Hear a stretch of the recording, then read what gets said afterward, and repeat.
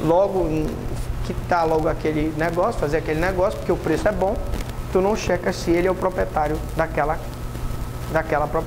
casa ou daquele imóvel, se ele é proprietário daquele carro. Às vezes aquele carro está com uma alienação fiduciária para a concessionária, e aí você agiu com negligência, você foi negligente. Porque qual é a tua? Você vai comprar um carro, vamos ver se o carro está regular lá no Detran.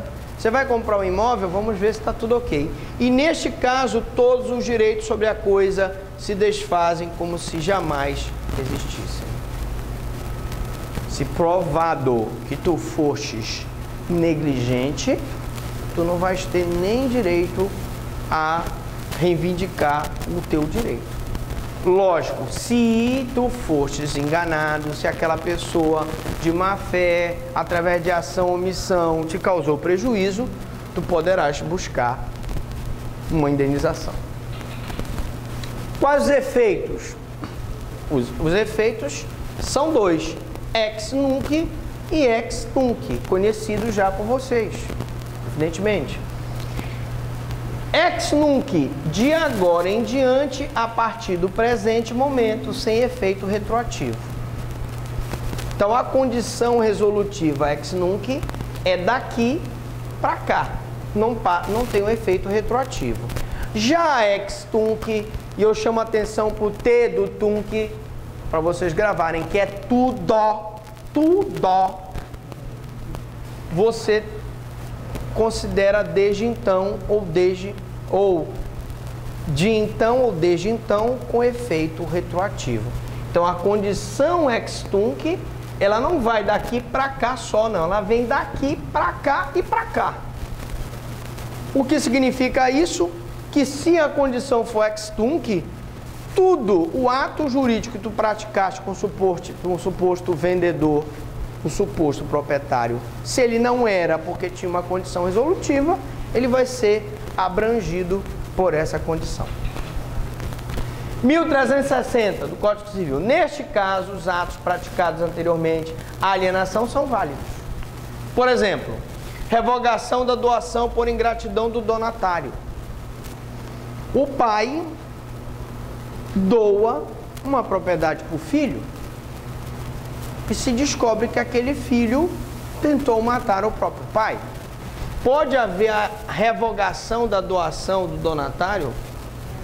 Pode. Por ingratidão? Pode. Isso foi feito anteriormente à alienação. E esse ato é válido? É válido.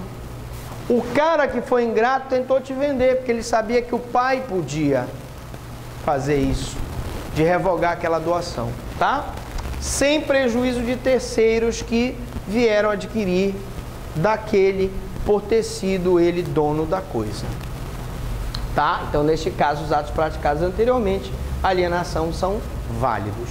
Significa que, neste caso, como são válidos, foi válido no ato anterior, ele era o proprietário, ou ele era o donatário daquele imóvel, te vendeu, depois o pai revogou e tu vais poder pedir uma indenização por aquela propriedade que tu fostes enganado. Ou melhor, que era do donatário e que teve uma revogação de doação por ingratidão. Então tu pedes a restituição do valor que tu pagastes a ele. Dos direitos de vizinhança. Para terminar a nossa aula de hoje. Já? Vamos. Tá tudo certo. Alright. Alright, boys. Dos direitos de vizinhança. A coexistência de vários prédios próximos, a vizinhança, a coletividade, a disciplina urbana, traduz parte das restrições impostas ao exercício do direito de propriedade. Lógico. Tu moras num prédio vizinho, né? Você não vai andar pelada para todo mundo te ver. Eu não sei, ela disse que pode andar, ela está sedenta de amor, talvez, ela pode andar pelada. Mas, por exemplo, você não pode botar o som alto, não é? Você não pode botar lá, ligar a tua churrasqueira, jogar fumaça para dentro da casa do vizinho. Você sabe que, inclusive, você queimar, vocês que moram em casa, né? Aqui as três moram em casa, né? Moram em casa? Se você queimar, fazer fumaça no quintal, é contravenção penal, sabia? Você não pode fazer isso. Pode ser crime ambiental, inclusive. Você pegar, não tem aquele hábito do pessoal que mora em casa, junta aquelas folhas secas no quintal e queima? Não pode fazer isso. Não pode. Não pode. Também não pode. Você... O quê? A senhora faz zoada. A senhora tem cara de coloca o Valdir Soriano no sábado.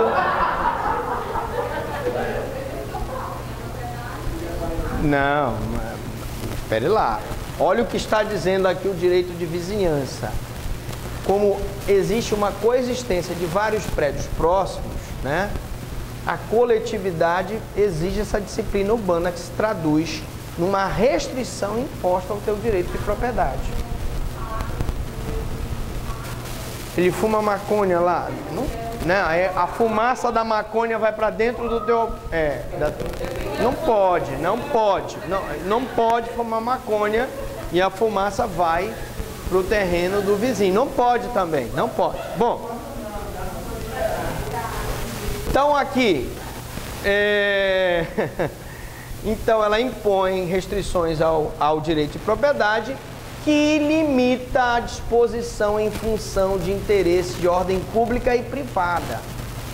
Mas eu estamos falando aqui, brincando com a fumaça, mas eu falei na aula passada daquelas pessoas, não sei se é o caso de vocês, cuja propriedade tem 2, 3 andares, e no terceiro andar ela faz uma janela para cá, para o terreno do vizinho. Não pode. Isso é uma limitação ao direito.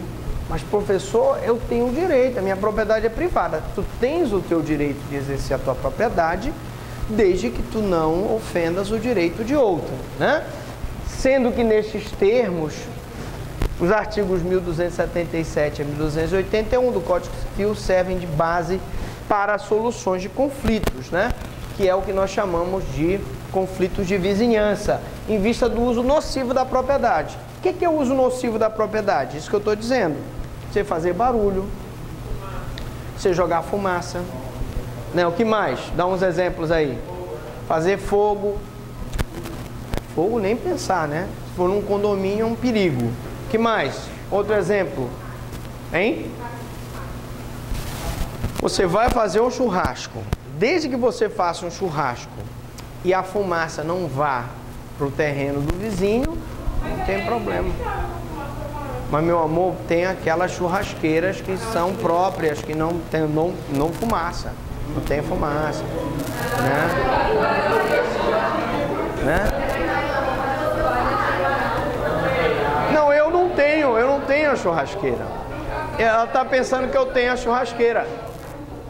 É só uma forma. Olha, gente, eu quero dizer para vocês, e na Bélgica o negócio é tão sério, que se o vizinho falar alto no apartamento dele, não tem aquelas crianças que pulam, né? Fazem um inferno, pulam no prédio de cima, né? Ou então aquela mulher que chega com sapato, plataforma, batendo, ela faz de propósito, né?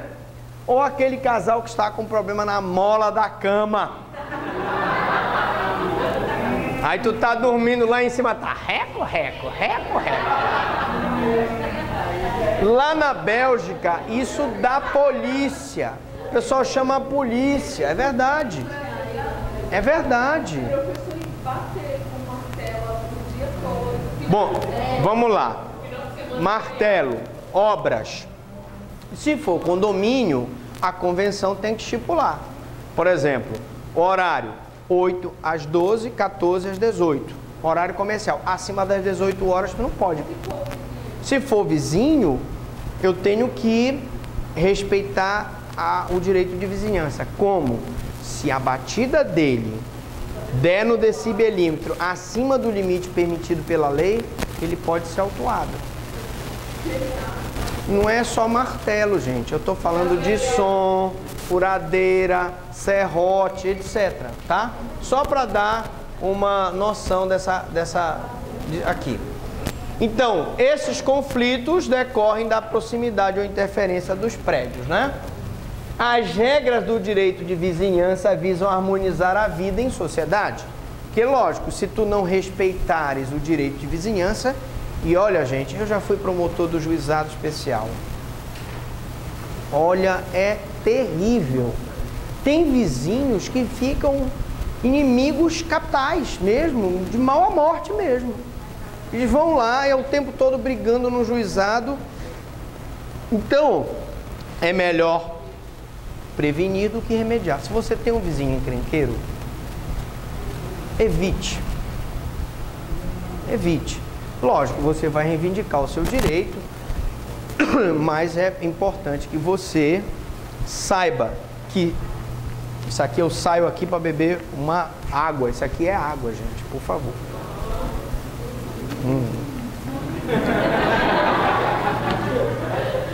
Então, evidentemente, né? Que o pessoal pensa, pô, esse cara tá tomando uma birita. Não, é água. Então, nós tínhamos uma vez aquela história, né? A gente compra um apartamento, o cara não entrega o apartamento. A gente foi morar num determinado local até que entregasse o apartamento, provisoriamente. Meu amigo tinha um cara que eu não sei se ele era drogado, se ele era alcoólatra. O cara era maluco, doido de pedra. E o local onde ele morava era na passagem que a gente tinha. Nós alugamos um kitnetzinho para quebrar o galho até a gente se mudar. E a gente passava por ele. E ele criava problema com todo mundo.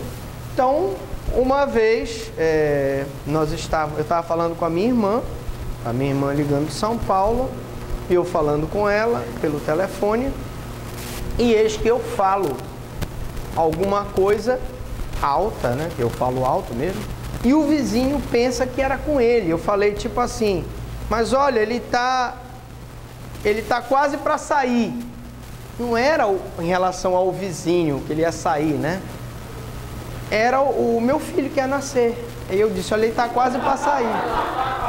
E o vizinho pensou que fosse com ele. Ele já tinha tomado uma, né? Sexta-feira à noite. Ele virou, que negócio é esse aí que eu vou sair aqui? Eu não vou sair coisa nenhuma. E começou a bater com o teçado na grade, que tinha uma grade na porta dele. Agora tu já imaginaste? Então é uma situação complicada. Não façam briga com o vizinho. Bom, sempre que houver prejuízo, haverá obrigação de indenizar, né?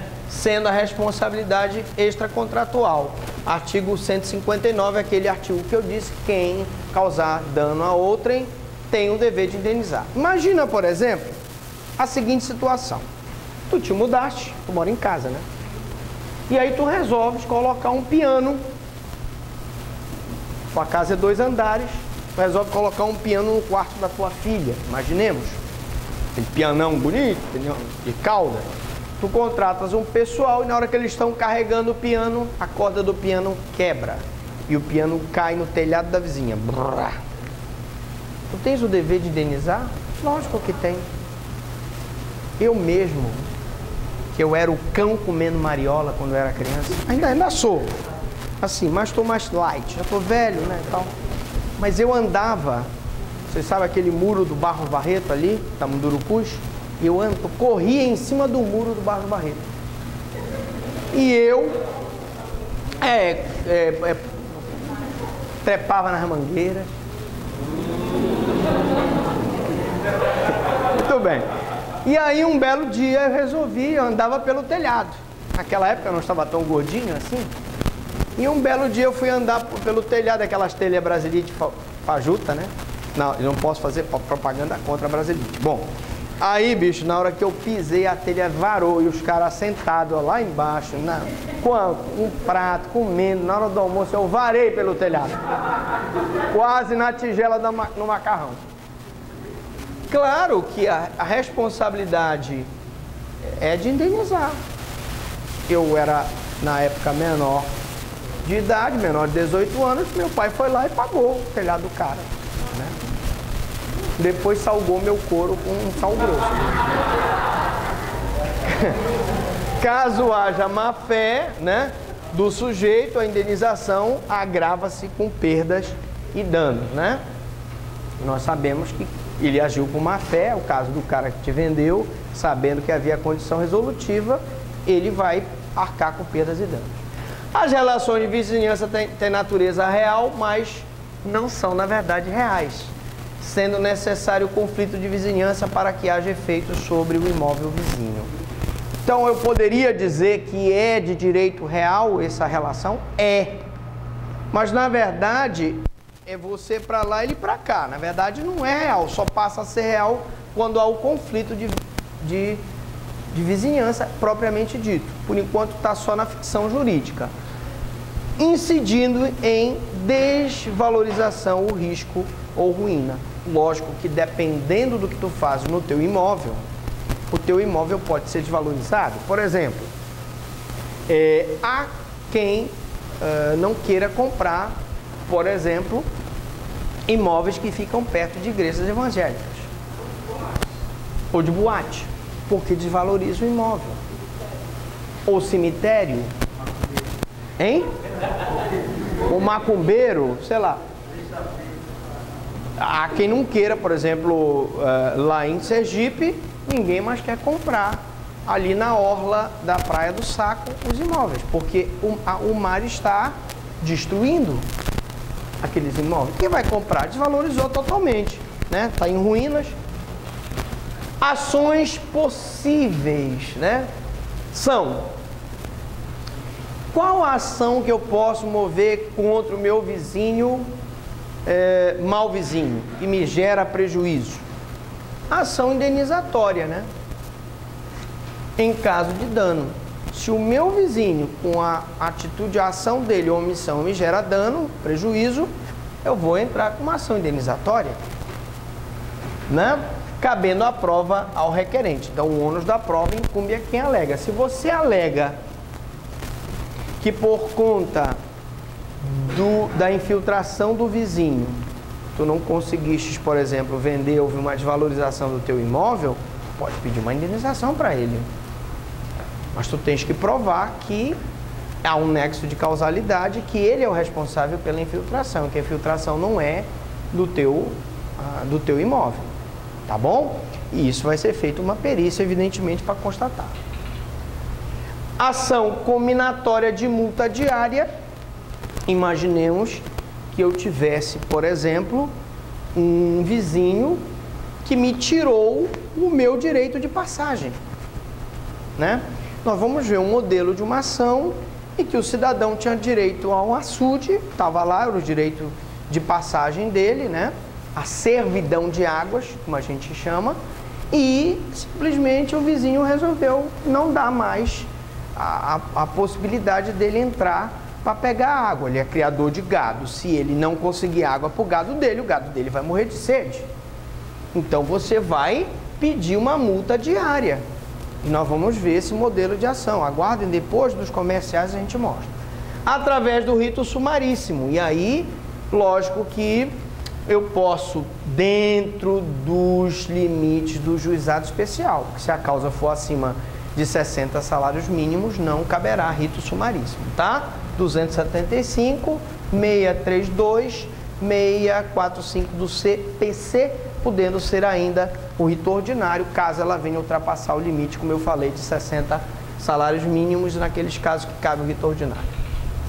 A natureza jurídica dessas ações é no sentido de que o direito de vizinhança acompanha a coisa vinculada com o que quer que se encontre. Então, o direito de vizinhança acompanha a coisa vinculada.